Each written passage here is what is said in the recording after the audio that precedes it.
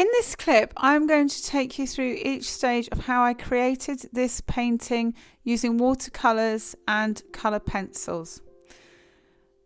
If you would like to see how I created this image using a grid technique, you can see this in a separate clip by clicking on the top right hand screen, and if you wanted to work along with this reference photograph, which you will find in the description below, I would suggest that you watch the clip on how to create the image using the grid method first, and then follow along with the painting clip second.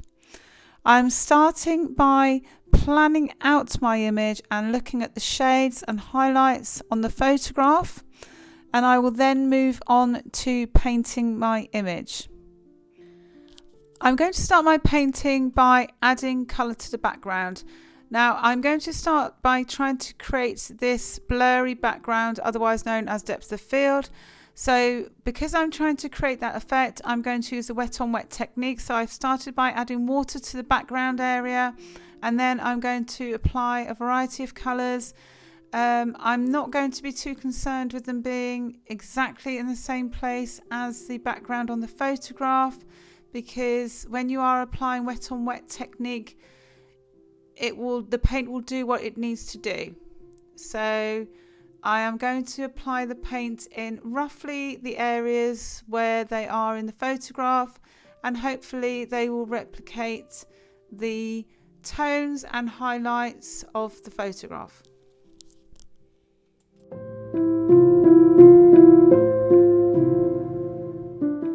You will notice that I'm using a pipette here, and that is because sometimes when the water is applied to the area, it will gather in puddles, even when you are using a good quality watercolour paper. So sometimes it's necessary to draw the water away, and you can either do that with tissue paper or with the pipette.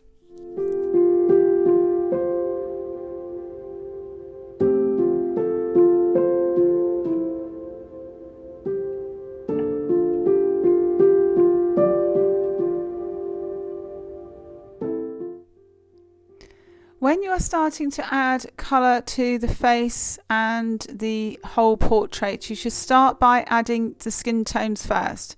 So in order to do this when you're using watercolours, it is best to use the wet on wet technique with the skin tones so you can get softer skin tones. And I'm starting by adding water to all of the skin tones areas, so not to the lips and the eyes. And I am going to apply light areas of watered down pigments or watercolors, and then I'm going to gradually build up the layers using my colors. If you have a look at the bottom of the screen, I will walk you through all of the different colors I'm using, and I will also show you where I am mixing my colors.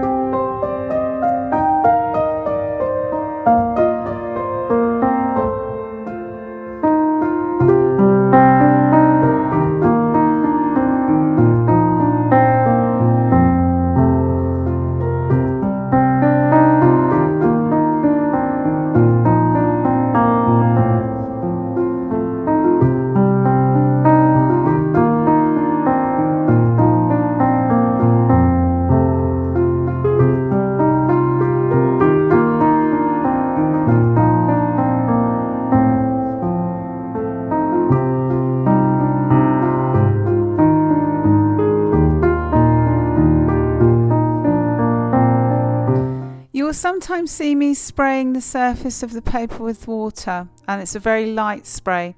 That is to make sure that the paper surface isn't drying out, and it means that the colours are blending. Sometimes if the paper dries out, and it will dry out too quickly, it means that the colours don't blend well together. So it's just to make sure that the paper surface is not drying out too quickly.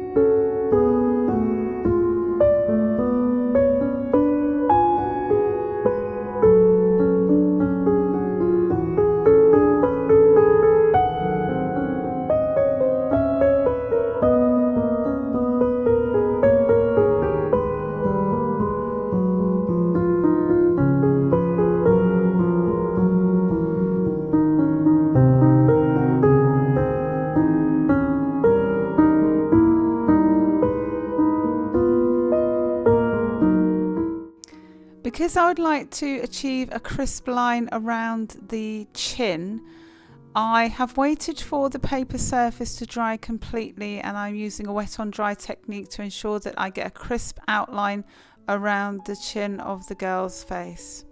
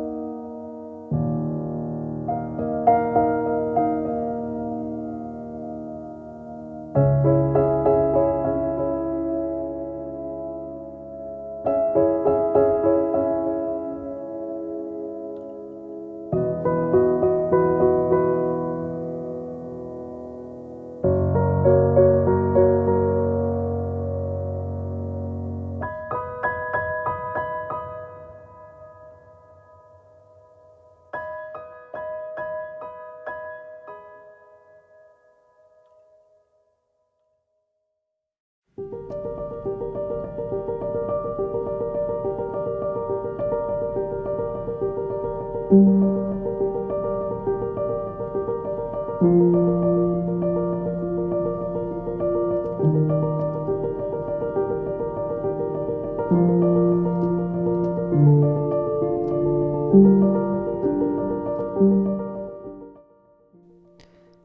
start painting the hair, I'm going to block in areas of tone quite loosely with a size 8 brush.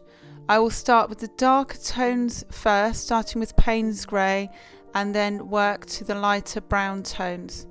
I will add details later when I start working with colour pencil.